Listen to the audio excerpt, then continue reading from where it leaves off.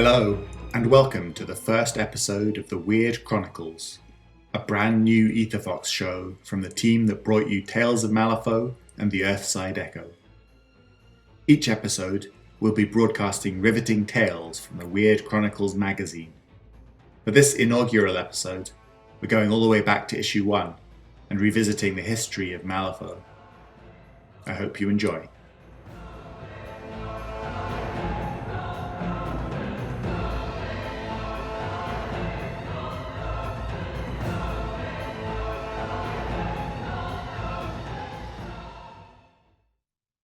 Malifaux, A Background, by Nathan Caroland and Brian Emick. 1787, the year of the breach. Malifaux.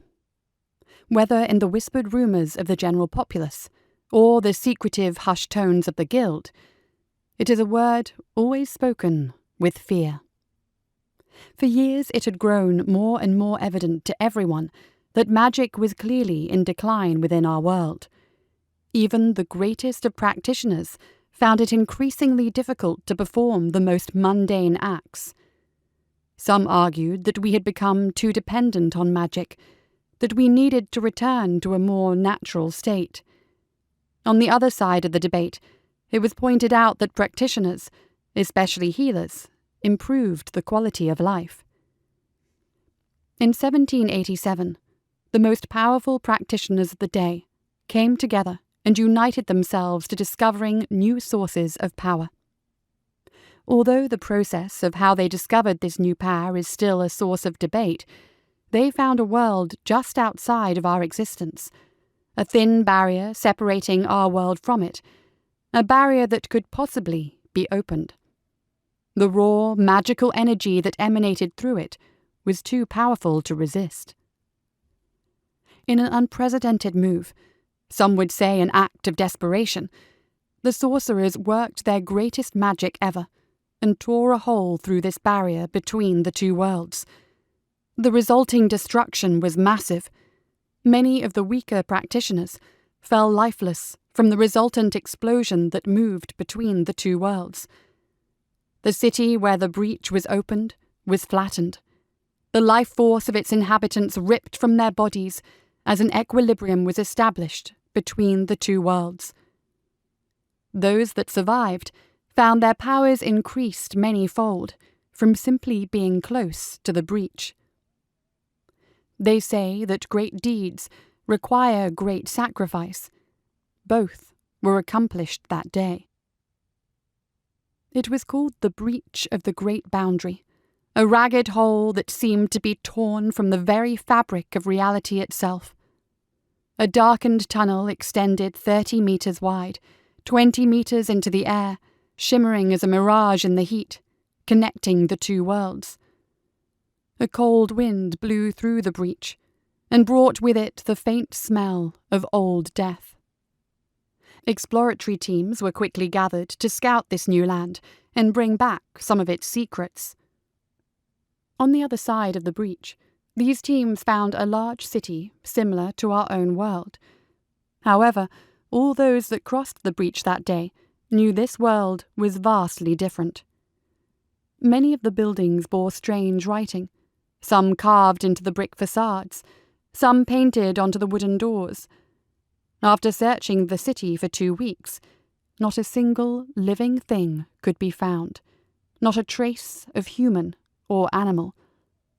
Also, there was no signs of battle, no corpses, nothing. It was as if the inhabitants had simply disappeared. The most learned of scholars were allowed entrance to this strange new world, to study the signs and symbols in an effort to learn what may have happened.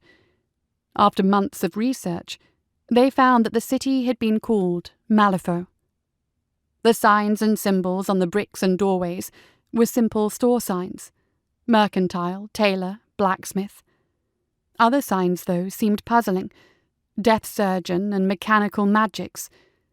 Throughout these explorations, no records could be found that gave any indication of what had befallen the previous citizens. 3 explorers moved farther out, seeking answers, but also seeking the source of the magical power they felt surrounding them. Several miles from the city, they found a small settlement that strongly resembled a mining town. There were a few wooden buildings, many of them crumbling. A large hole was cut into the hillside just west of the town, with a shaft leading down. Their explorations soon turned up a gem-like substance that radiated more power than any practitioner had ever felt. The stones came in a variety of hues, some more powerful than others, but within them there seemed to be a storage of latent magical energy that a sorcerer could tap into rather easily. The scholars found references to these magical stones in old manuscripts. They were called ether, and the manuscripts spoke of great power within them, but also great danger. The practitioners didn't care about any danger. The stones held power. There was a rush to harvest and gather these stones in great quantity, as practitioners of all skills and abilities could use them to power their magic. The practitioners also noticed side effects with the stones, that as they used the power of the ether, the stone grew dark, its magical energy depleted. Eventually, though, it was discovered that a stone's magical energy could be replenished when it was brought in close proximity of a person as they died. This curious effect earned the ether the nickname of soul stones. After 6 months of exploration, the breach was opened to the general populace. A thriving trade was established between Earthside and Malifaux for those daring enough to harvest the soul stones. The crumbling boom towns away from the city of Malifaux were rebuilt, and those willing to brave the harsh environment populated them to work the soulstone mines. Many practitioners moved to Malifaux in order to further their magic, and with them came families, servants, and many others that would cater to the needs of those moving to this new land. Life in this manner continued for little more than a decade. The salvation of magic was at hand.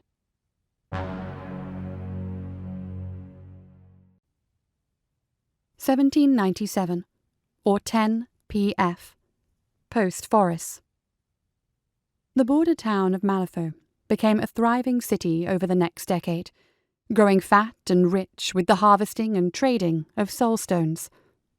However, the dangers of the land began taking their toll on those that moved farther and farther from the breach. Rumours and stories began to circulate about tombs that held dark secrets and power even greater than the soulstones.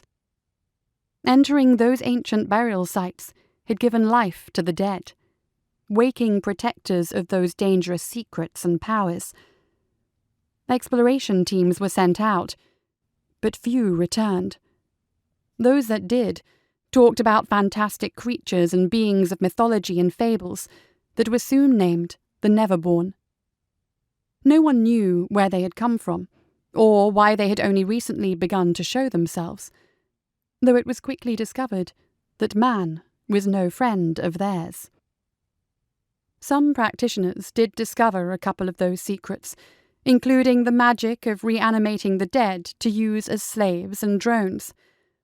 Other practitioners found ways to manipulate dead flesh, turning a once-living human into a horrible abomination.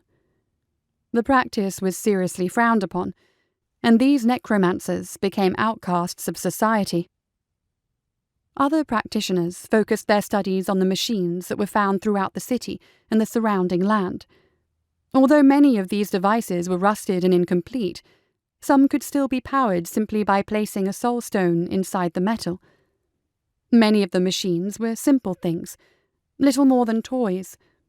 However, there were other machines, great machines with great weapons, that could be brought back to life with the right soul stones and a practitioner with enough power. In the winter of 1797, one of the worst blizzards to hit Malifaux during the time of man's occupation arrived, and the great boundary suddenly became unstable. Despite the best efforts of the practitioners, the breach began to shrink in upon itself.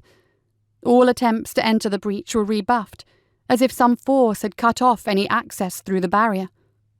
Worse yet, sounds of a fierce battle drifted across the boundary from Malifaux, accompanied by screams of horror and suffering.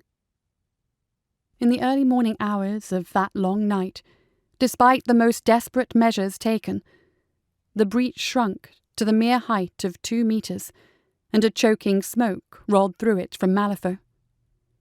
Just before dawn, the practitioners drew closer to the breach as the screaming and sounds of battle grew silent, fear clearly etched into their faces as they wondered what had transpired in Malifaux. A mangled body came hurtling through the opening and landed with a sickening squelch as the breach of the great boundary closed in upon itself with an ear-shattering howl.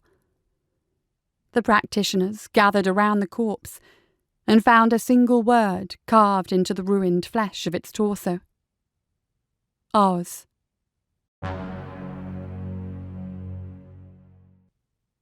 1798, or 11 p.f., post-Forres. A time of shock and turmoil fueled the panic that ensued after the falling of the Great Boundary. Despite the best efforts of the most skilled practitioners, the breach could not be opened again, even with the assistance of powerful soulstones. Unfortunately, many of those soulstones were destroyed in the process. Magic was once again threatened, and soon wars were launched in order to secure the remaining soulstones. Depraved and dark acts were enacted to capture additional life forces within the stones to power the workings of spells. The Guild, a society of ruthless merchants, politicians, and practitioners, was formed to bring some semblance of order to the chaos. It took control of the soulstones with an iron fist, as well as the area where the breach had once been.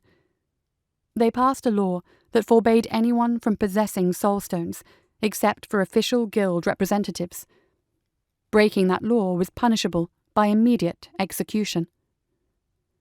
With the number of soulstones quickly dwindling, their power became completely exhausted. The Guild instituted measures to ensure a way to continue charging them, since society had become too dependent upon them to let their power diminish. Soulstones were routinely renewed at hospitals, prison institutions, and facilities that housed the elderly and sick. Although considered cruel by some, many saw it as a necessary act of preservation. 1897, or 110 p.f., post-Forres. Exactly 1 century after it had closed, down to the very minute, the Great Boundary once again tore open the veil separating Earthside from Malifaux without warning. However, unlike the first breaching, the death and damage was relatively minor. The return of the breach caused panic throughout the Guild, as they were certain that whatever calamity had befallen Malifaux 100 years earlier was about to be played out Earthside. That didn't occur, though. After a month of intense battle readiness, the Guild sent a heavily armed exploratory group through the breach to Malifaux. They found the city empty and partially in ruin, the signs of a battle having been fought. Interestingly, some of the signs of combat appeared fresh, as though the battle still raged on after a century. However, there weren't any remnants of those lost, or even any remains to be found of the people that had been caught on the other side of the breach when it collapsed. The Guild now had control of a quickly renewable source of power that they had built their foundation upon.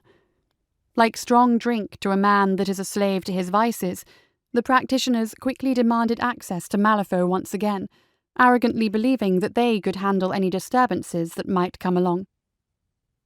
Learning from the follies of the past, by allowing so many powerful practitioners and skilled labourers to be lost in Malifaux, the Guild instituted a practice where criminals and other undesirables were given a choice: relocate to Malifaux and work for their freedom, or face continued persecution.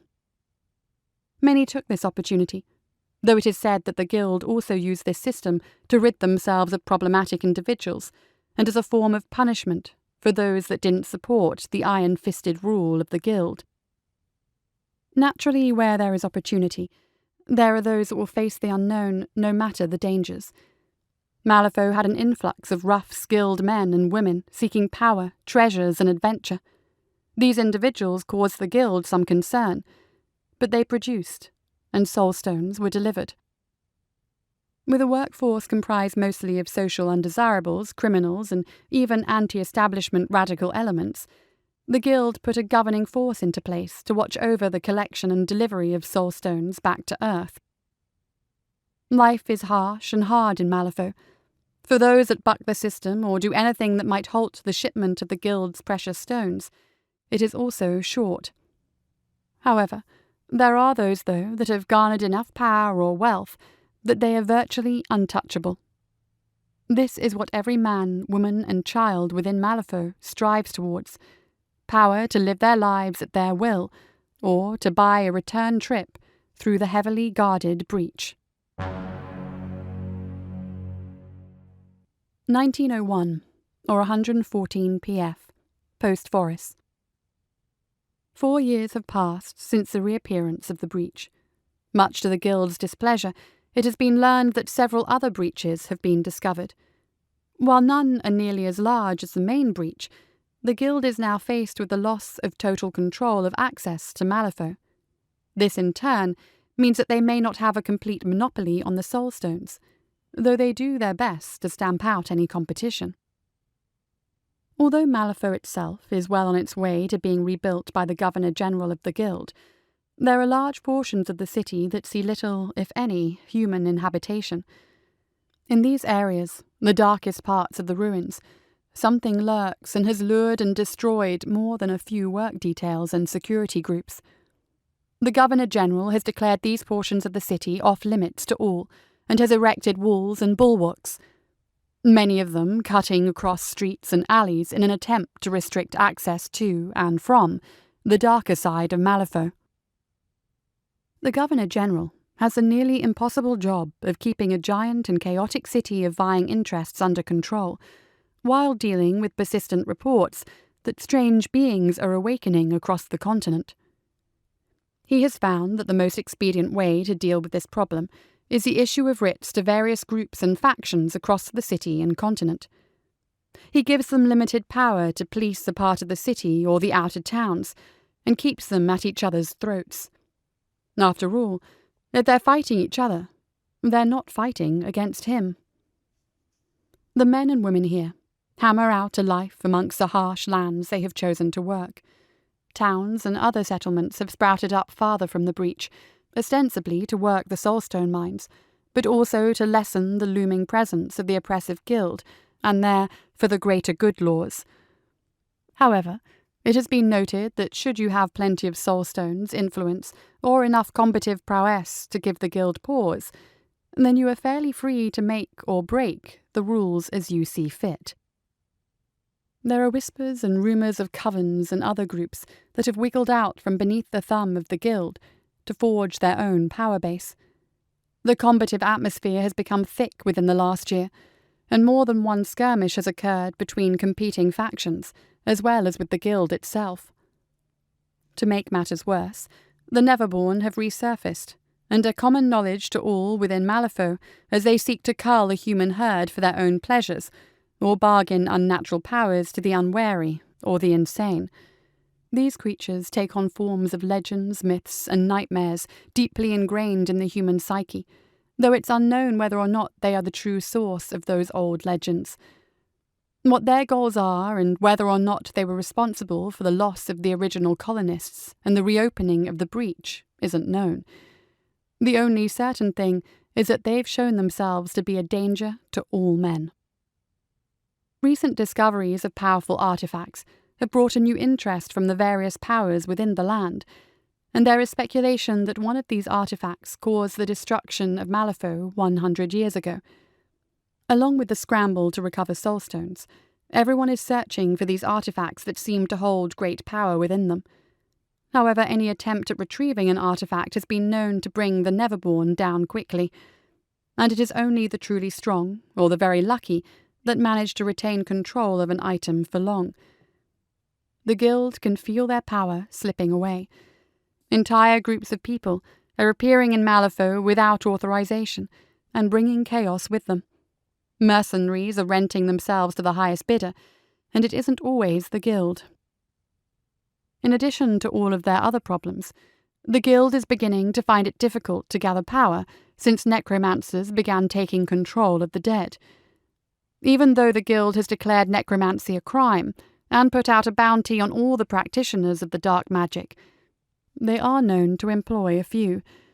However, few are willing to try to capture them, since those that have attempted it were either sent back in pieces or became lifeless slaves themselves. In an effort to retain their power, the Guild has stepped up their already cruel and heavy-handed authority, swearing that they will stop at nothing to completely control Malifaux, along with everyone and everything in it. Everyone can feel it. They all know it's coming. In the dangerous and deadly world of Malifaux, things are about to get much, much worse.